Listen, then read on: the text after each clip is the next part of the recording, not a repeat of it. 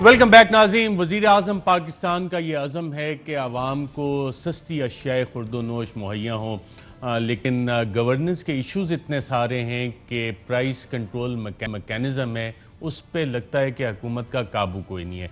हुकूमत कोशिशें कर रही है और बैरिस्टर शहजाद अकबर साहब काफ़ी अरसे से एक चीज़ की कीमत कंट्रोल करने की कोशिश कर रहे हैं जिसको चीनी कहते हैं। इस हवाले से वज़ीर आज़म ने एक शुगर इंक्वायरी कमीशन भी बिठाया था जिसकी कि काफ़ी लंबी चौड़ी रिपोर्ट आई थी। उसके बाद कुछ कार्रवाइयों का सिलसिला भी शुरू हुआ था और इस शुगर इंक्वायरी कमीशन रिपोर्ट से हमें पता लगा था ये तो एक पॉलिटिकल क्रॉप है जिसमें के तमाम मुल्क की बड़ी बड़ी सियासी जमातें, बड़े बड़े सियासी ख़ानदान, उन सब के हाथ चीनी के धंधे में रंगे हुए और अरबों रुपए का कारोबार है।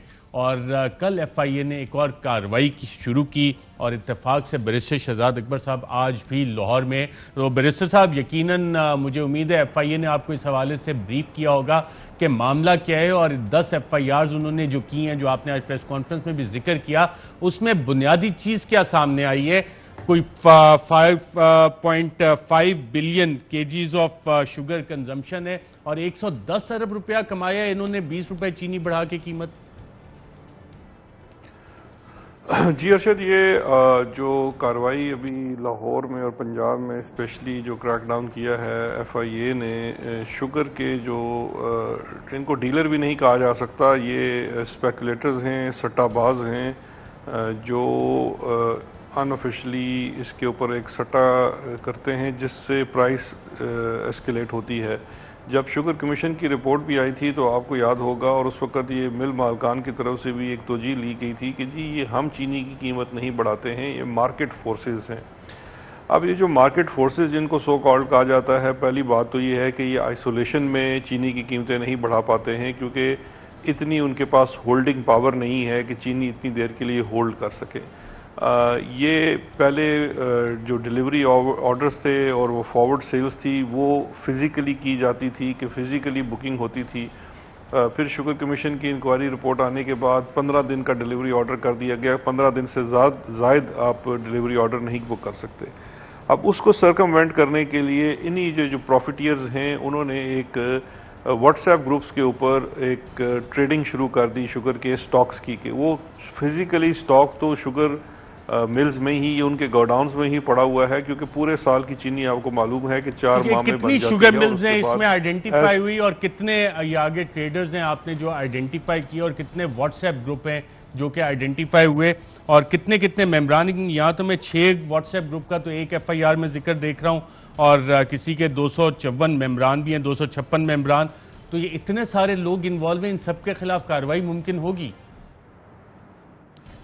जी अरशद, ये इस वक्त 10 एफआईआर्स हैं। इसके अंदर 10 हिस्सों में इन ग्रुपों को तकसीम किया गया है जो मुख्तलिफ बड़े मिल के साथ मिल के ये अपनी सारी प्राइस एस्केलेशन करते थे। और उसके अंदर जो व्हाट्सएप ग्रुप्स हैं, ये मल्टीपल व्हाट्सएप ग्रुप्स हैं जो कि जिसके अंदर अगर आप दिखा सकें लोगों को अपनी स्क्रीन के ऊपर, बिल्कुल चस आ गई है और वो कीमतें जो बढ़ रही हैं, जो मैं एफआईआर का ही मतन है इसमें कि जनाब हर 5 दिन बाद जो है उसकी कीमत बाकायदा तौर पे इंक्रीज़ हो गई है। लोग इस वक्त अपनी स्क्रीन पे देख भी रहे हैं। चीनी अब 10,000 चस आ गई, मंड के रखो, और ये बाकायदा तौर पे ये व्हाट्सएप मैसेजेस ये अब एफआईए की कस्टडी में है जो हम स्क्रीन पे इस वक्त दिखा रहे हैं।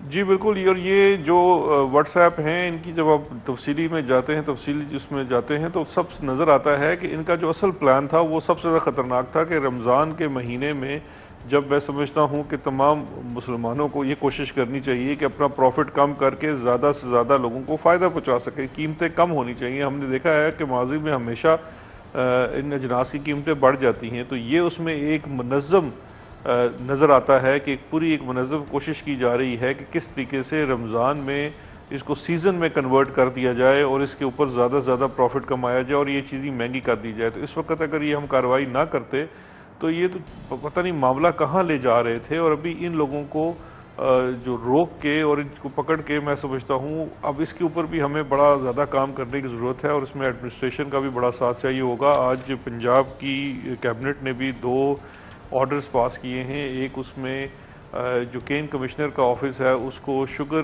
की पूरी जो सप्लाई चेन की मैनेजमेंट की जिम्मेदारी दे दी गई है, जिसमें जितने ब्रोकर्स हैं और ये जितने जिनके पास स्टॉक्स होते हैं, स्टॉकिस्ट होते हैं, उनकी रजिस्ट्रेशन का भी अमल है और जो स्टॉक उठाया जाना है उसकी पूरी मैनेजमेंट करनी है, क्योंकि आज से पहले ये सब कुछ ऑफ द बुक्स हो रहा है। और सबसे अच्छा, इसमें जितने ये नाम अभी तक आ रहे हैं, बैरिस्टर शहजाद अकबर साहब, खुर्रम शहजाद और गोगू और पता नहीं इस तरह के काफ़ी सारे नाम आपने यहाँ पे मेंशन किए हुए हैं, लेकिन जो बड़े बड़े लोग हैं जिनकी शुगर मिल्स हैं, उनके सिर्फ शुगर मिल्स के नाम है, उन लोगों के नाम एफआईआर में नहीं है। इसकी क्या वजह है? जिस तरह नैब का इदारा डर गया है, तो एफआईए में भी कहीं आप के जो अफसरान हैं वो डर तो नहीं गए कि JDW का मालिक कौन है, उसका नाम नहीं है, चिनार का मालिक कौन है, उसका नाम नहीं है, इत्तेहाद, रहीम यार खान, अलमोइज, हमजा, अशरफ, शेखू, मुख्तलिफ शुगर मिल्स हैं, इनके मालिकान कौन है? इन पे भी कार्रवाई होगी या कि बस ये? देखिए, अरशद, दो चीज़ें हैं कि मैंने किसी तरीके से भी अगर ये डरने वाले होते एफआईए वाले या हुकूमत, तो ये पूरे इस चीज़ के अंदर हाथ ही ना डालती। शुगर कमीशन के बाद आपने देखा है कि जितने बड़े ग्रुप्स हैं उन सब के ऊपर एफआईआर हुई हैं। JDW के ऊपर एफआईआर हुई है। उसका हुआ क्या? पकड़ा कोई गया? शरीफ ग्रुप, जी बिल्कुल, उसके ऊपर देखें, एफआईआर के बाद एफआईए के केसेस के अंदर मजीद तफ्तीश होती है। उनके जो डायरेक्टर्स हैं, उनके CFOs हैं और उनके मालिकान हैं, सबसे तफ्तीश हो रही है। और अभी आप आने वाले दिनों में देखेंगे कि ये सिलसिला मजीद आगे बढ़ेगा। उसमें शहबाज शरीफ जो थे और सलमान शहबाज के जो भाई हैं, हमजा शहबाज, उन सब से भी तफ्तीश हो रही है और उनसे मुख्तलिफ डॉक्यूमेंट्स। बिल्कुल ठीक है। JDW के जो डायरेक्टर्स हैं उनसे भी तफ्तीश होगी, डायरेक्टर्स, ओनर्स? जी बिल्कुल होगी। देखिए, there are no holy cows, जो भी लोग हैं जो डायरेक्टर्स हैं, रहीम यार खान के डायरेक्टर CEO कौन है, कुछ आपके इल्म में है? अलमोइस, सारे, जी बिल्कुल, सब जितने डायरेक्टर्स हैं वो मेरे इल्म में भी हैं, एफआईए के इल्म में भी हैं और आपके इल्म में भी हैं। जिनका जो कनेक्शन, देखिए इसमें कोई पिक एंड चूज नहीं है, जिनका जो कनेक्शन होगा और जिन्होंने जो कार्रवाई की है, अब ये सट्टे के अंदर बिल्कुल ठीक है। अच्छा, अब इस पे अगला सवाल ये बनता है बैरिस्टर शहजाद अकबर साहब, अगर नाम मुझे तो उसके शुगर इंक्वायरी कमीशन रिपोर्ट से इल्म में आए थे कि इनके डायरेक्टर हजरात कौन है और उसमें से चंद आपके कैबिनेट कुलीग्स भी हैं, तो क्या आपकी वफाकी काबीना और पंजाब काबीना के जो कुलीग्स हैं उनके खिलाफ भी कार्रवाई होगी जो इन शुगर मिल्स के डायरेक्टर्स, ओनर्स हैं?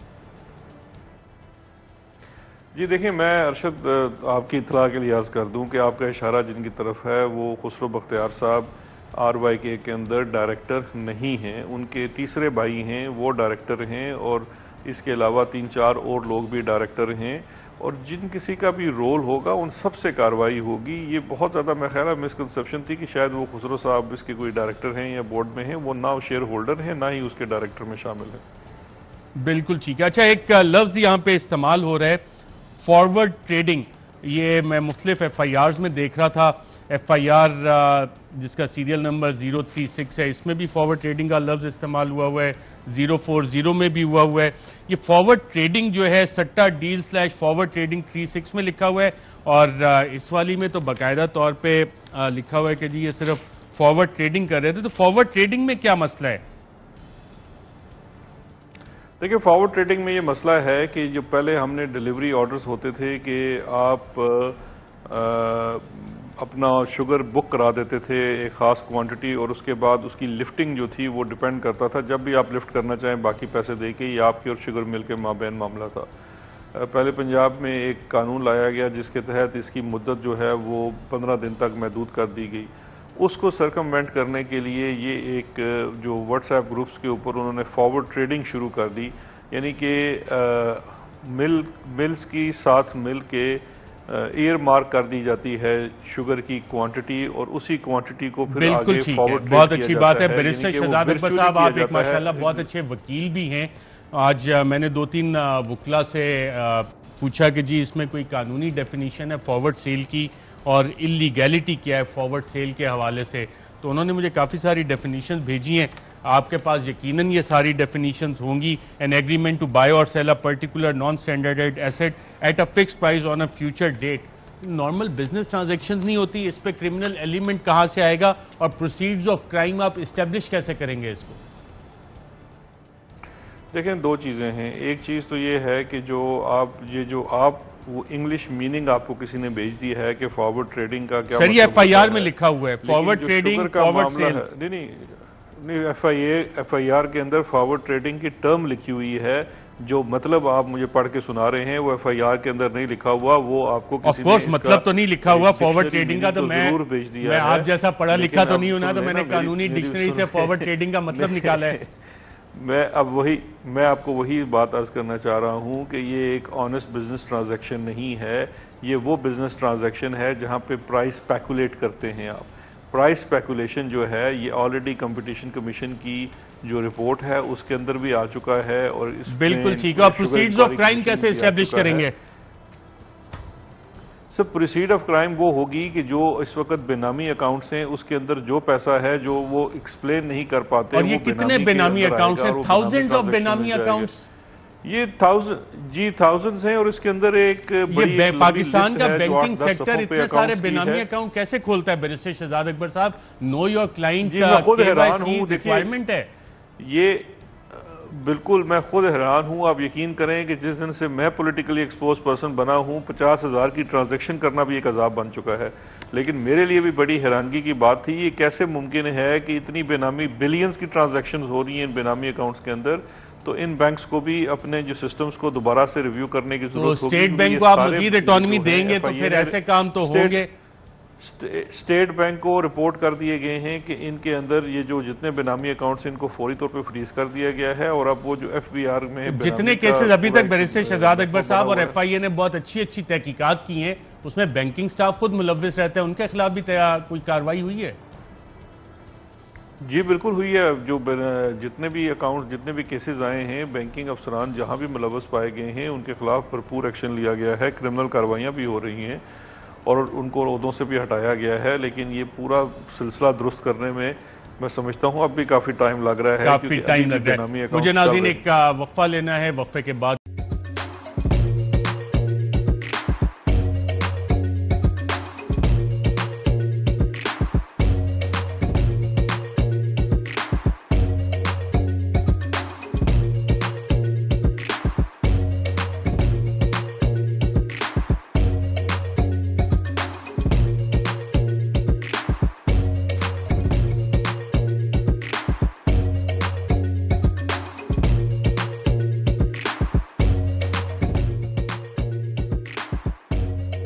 بدلاً من توفير 来自阿拉巴马州的一名 Ape Net Helone 亚迪尼文。